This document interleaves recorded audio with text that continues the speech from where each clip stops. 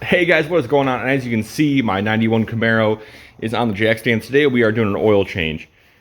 I'll show you guys a quick few things and oil changes that I do to make my life a little bit easier. So we're gonna start with taking our socket, ratchet, whatever you're using, under there, breaking that bolt loose while it's cold. Now what that's gonna do is make sure you're not fighting with it while it's hot. I say hot because what I'll do, more often than not, I'll warm the car up, let it get to about temperature, open that drain plug, and then change the oil. Now I want the oil to be warm because it will flow a little more when it's warm.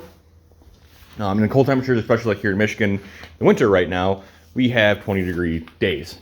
So I've got that loosened down there. I'm gonna start the car, let it run for a minute, shut it back down, open the oil cap, and then start the change.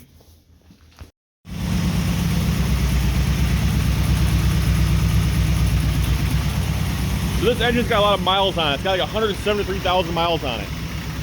So here it's got a little bit of a tick.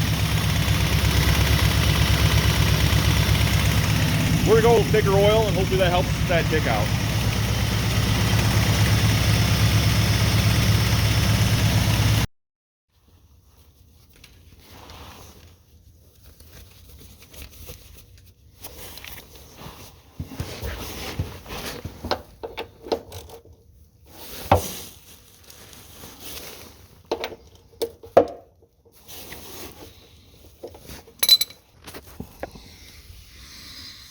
Well, it doesn't look that bad, so it's black, obviously. Let this drain and clean the garage while it's draining. My rule of thumb is usually like half an hour. And as you see, I think I've got more than half an hour's work worth of cleaning. So I'll get back to you guys when I am done. Right. So that has drained, still kind of dripping. But I'm going to pull the filter really quick.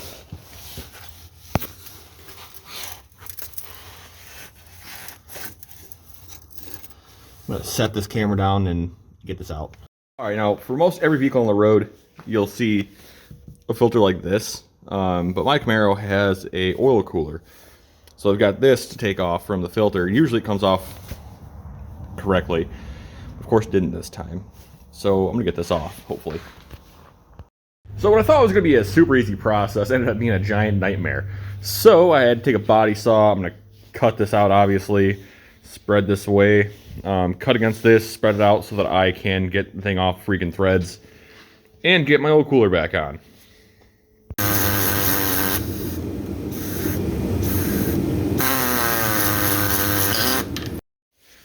So you might be asking yourself, why in the world did I cut it like that?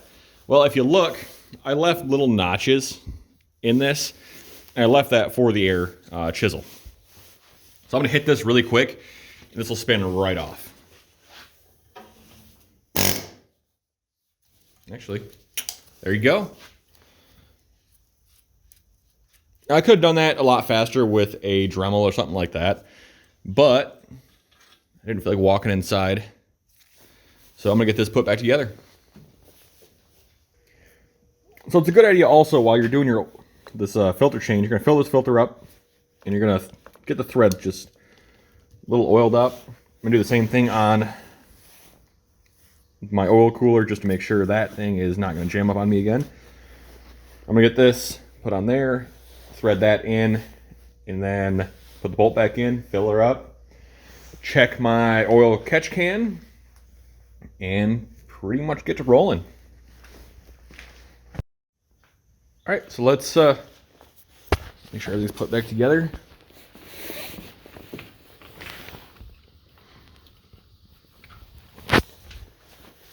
Start this thing.